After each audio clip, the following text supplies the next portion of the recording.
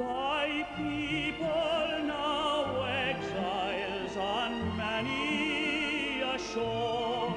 shall love and revere thee till time be no more, and the fire thou hast kindled shall ever burn bright, its warmth undiminished, undying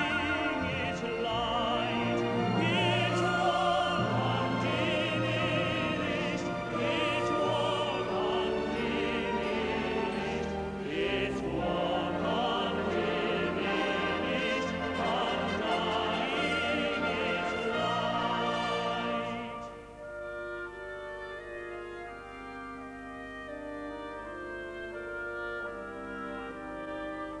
Ever bless and defend the sweet land of our birth, where the sham